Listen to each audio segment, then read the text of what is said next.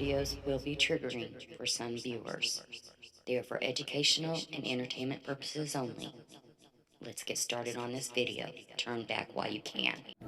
Hey guys, so what happened to the little boy Devonte Hart that was giving out free hugs during the Michael Brown protests and rallies and unfortunate riots that happened? Michael Brown was a young man that was killed in Ferguson, Missouri, and everybody was trying to get justice for him. So, Devonte Hart, the sweet boy giving out hugs. He was born to Clarence Celestine and Sherry Davis. He had 3 siblings, Jeremiah, Sierra, and one older brother that there's not a lot of information about out there. Unfortunately, Clarence and Sherry were addicted to drugs, and with all of that, all the unfortunate circumstances came with it. They eventually lost custody of all the kids. They went to live with their Auntie Priscilla. They were safe, they were loved, they were healthy, and they were stable for 6 months. Then Priscilla got called into work, and she didn't have a babysitter. She called the kids' mother, Sherry, who had been going through rehab, trying to get herself together. She had even signed over her parental rights so Priscilla could have guardianship of all the kids. Coincidentally, this is when their local CPS decided to do a surprise check on the kids. Well, they of course seen Sherry there with the kids. They removed all of them. The 3 youngest went to a foster home. The oldest went to a psych ward.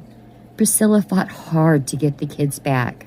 Her family helped her raise money to get an attorney. Unfortunately, it was too late because the state had put the 3 youngest up for adoption. In comes Jennifer and Sarah.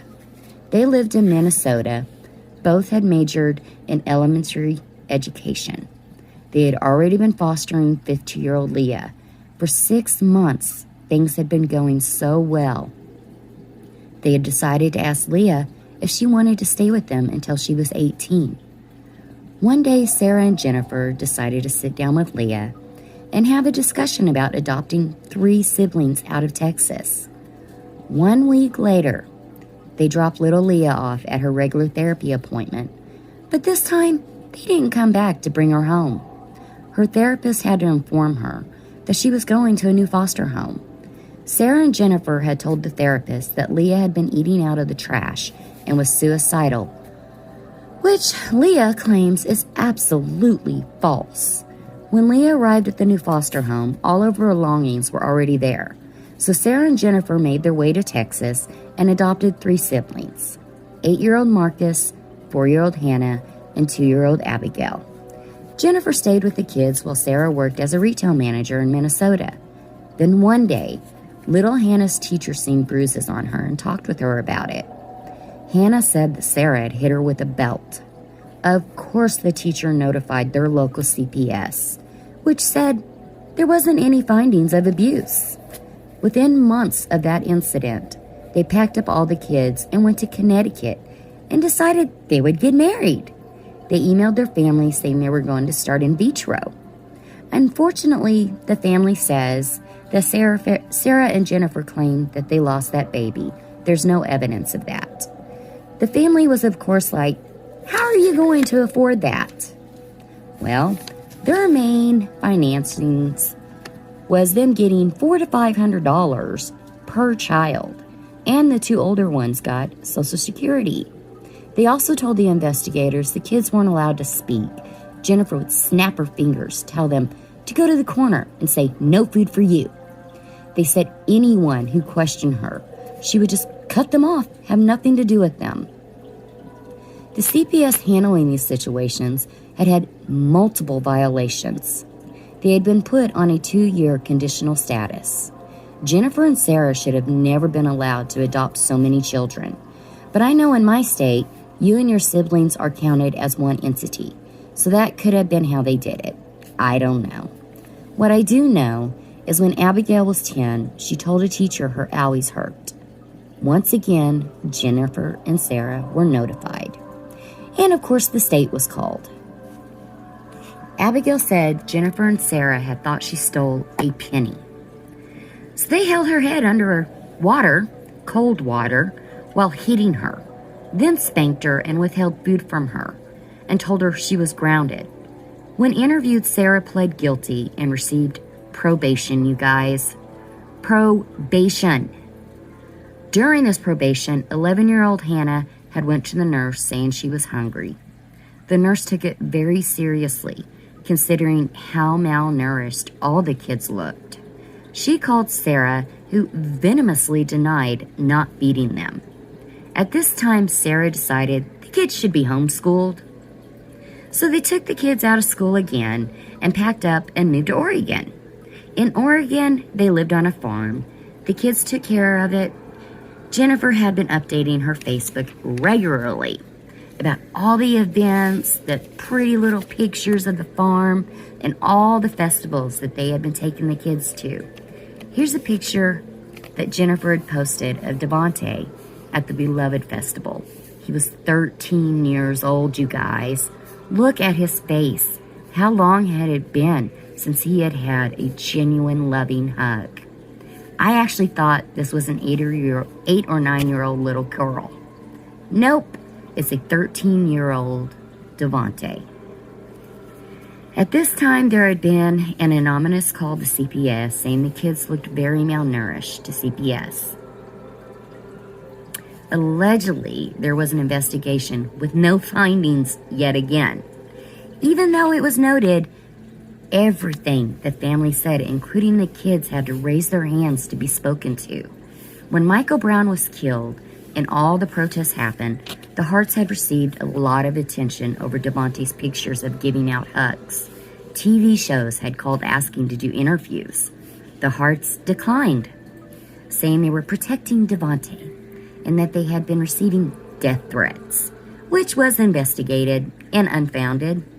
This is when the Harts decided to yet again move. So they packed up all the kids again and moved to Washington in a very secluded area. Their only neighbors, Bruce and Dana DeKalb, claimed the kids were never outside playing. Nothing. They only seen them pulling in and out of the driveway. Then in 2017, around 1:30, 2 o'clock in the morning, Hannah jumped out of their second-story window, ran down to the DeKalbs, banging on their door. Bruce was half awake. He answers the door, and she's begging for help, saying the Harts were racist and that they abused them. Hannah would have been around the age of 14 at this time. Bruce said that she looked to be 6 or 7. The DeKalbs called the Harts, claiming they didn't want to get involved. The next day, Jennifer took the whole family to the DeKalbs to apologize. She said all the kids were drug babies, so that caused them to act out. They made Hannah write an apology letter, saying that she had lied to the DeKalbs. Dana had asked to speak with Hannah alone. The Harts refused, saying they did everything together as a family. The DeKalbs really didn't want to get involved, but Dana had decided to tell her dad, who did call 911, claiming the kids didn't want to get involved, mostly Bruce. Y'all, if you know that some child is being abused, you've got somebody knocking at your door making these claims, call 911. These kids were in trouble. He told the story about what happened with Hannah and even thought that they may have been kidnapped.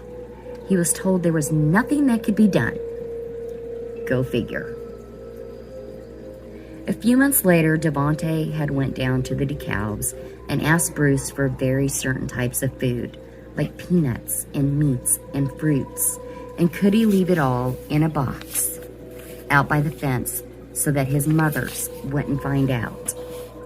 After about 10 times of Bruce doing this for him, Dana reported it to their CPS. When CPS arrived, they had seen the family Yukon pull in the drive. Nobody would answer the door. Nobody would answer their phones. 3 days later, worth of phone calls, Sarah had texted her co-workers, claiming she was too sick to leave the house. After 2 days of no response to her co-workers, they called 911 and requested that the officers do a welfare check.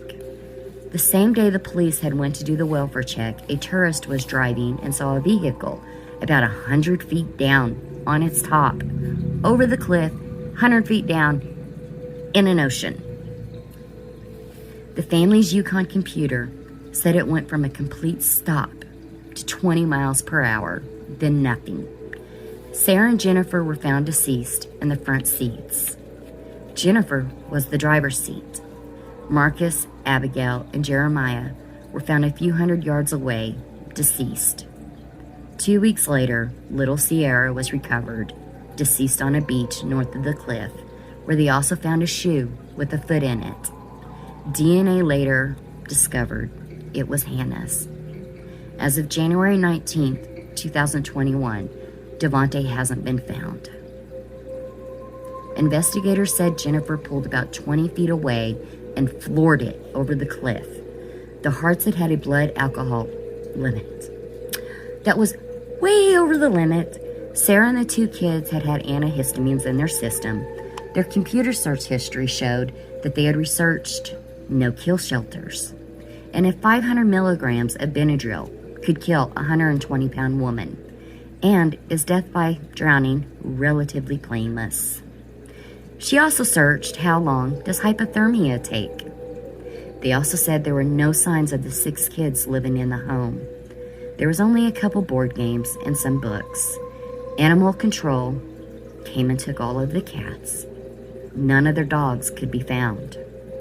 Even though, here's a picture of Devonte with the family dog. So maybe they called the no-kill shelters and handed over the dogs. We can hope so. Rest in peace, babies. As far as the Harts go, I hope everything y'all done to these precious children is happening to you in hell. I'll see you guys in the next video. In my description box below, there will be links for help to get suicidal help, domestic assault, anything that you need help with. I'll leave the links below for you. Bye, guys.